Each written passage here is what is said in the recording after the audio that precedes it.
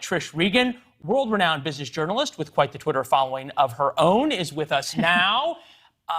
Boy, if you're on the board of Twitter right now, I think you'd be really scared. Yeah, I think you're going to get a new board member. I mean, we'll see how this all shakes out, but there's certainly a new boss. I mean, the biggest shareholder now is Elon Musk, 9.2%. And by the way, he's got to be pretty happy because he's made a lot of money so far. In fact, shares are up, not just today, Leland. I mean, up about almost 30% in trading today. But since he bought it, actually, they're up about 50%. He got it at a good price. Look, I think there's some really interesting things that could be coming for this company, given what a revolutionary leader and thinker he is. It's interesting. It's interesting that nobody saw this coming, or maybe a few people did, but Elon Musk on March 25th, free speech is essential to a functioning democracy. Do you believe Twitter rigorously adheres to this principle? No, 70%. The consequences, according to Elon Musk, of this poll will be important. Please vote carefully, he says, which I'm hoping that he ran past his lawyer so the SEC doesn't ding him on this one as well. Yeah. But either way, how much influence does one guy with 9.3% ownership have? He's going to have a lot of influence. I mean, part of the problem, I think, with Twitter over the last couple of years is it's lost its way. It's grown in terms of its following, right? There's actually more account holders. But as a business, they haven't really quite been able to figure it out the way some others have. And so they haven't been able to monetize, for example, all those people on Twitter in the way that I think shareholders would have liked to have seen. So the stock has been challenged. And now you got a guy coming in who's like, okay, I'm going to roll up my sleeves and I'm going to turn this into something. But not only am I going to turn it into something, right? That's the whole, let's make money capitalist side of this thing. Let's actually turn it into something that can be a place with better algorithms, right, than what we have right now, so that more diversity is out there, more views are shared, and maybe you don't get stuck in this little silo, this little echo chamber where it's just the same stuff and the same people over and over and over again in your feed.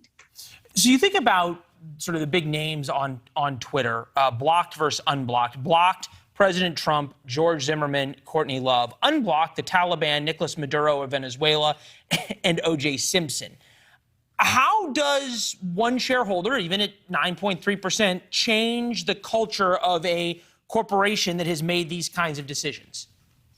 Well, I think that as the biggest stakeholder in this company, he's going to have some influence over management. I mean, the CEO should be kind of nervous right now. Don't forget, Elon Musk made a big thing about Jack Dorsey leaving. So even though Jack had taken a lot of criticism from people, in fact, Jack has admitted some of this himself.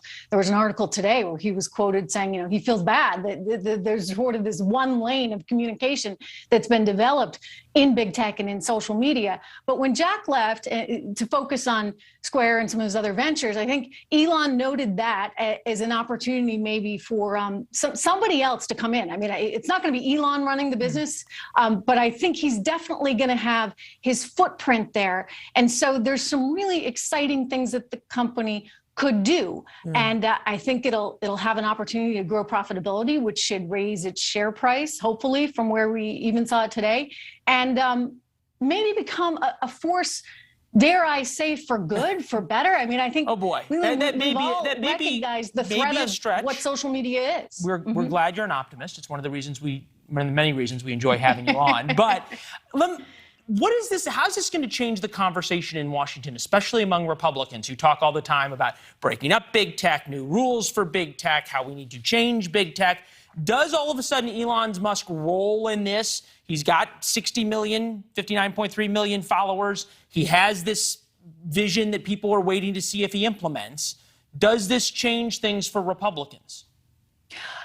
I think that's a really interesting question, and it will really depend on what we see. The model right now has shown us, in my view, that some of these big tech companies have in fact become monopolies, and they therefore are not beneficial to society. They're controlling a narrative, they're controlling stories in a way that is not positive for sort of our First Amendment free speech, what have you. It's a negative, and so if he can get in there, and I don't know, I'm not a computer scientist, but somebody has to really dig in and understand what's going on and kind of get us away, right, from there's the algorithm. Yeah, there's the algorithm part. There's the business side. I only got about 15 seconds. What is something that Elon Musk could either do or say that would be the earthquake to show he's changing the way Twitter operates, or going to try to do so? I think that they got to do more. They got to expand beyond just what they are, this sort of micro blogging site. He can take it so much further. Don't forget, this is a guy who loves cryptos, a guy who has invented effectively, single-handedly, the whole EV industry. It'll be super exciting to see how he tackles this one, because he's starting with something that's actually pretty great, but has massive flaws. Great in terms of size. No, everything and scale. else, you make a great point. Everything else he has started from scratch. Now he's trying to change something and turn it around. Trish, always great to see you. Thank you. Thanks, Leland. All right. Thanks for watching. Click the red subscribe button below so you can get more of NewsNation's fact-driven, unbiased coverage.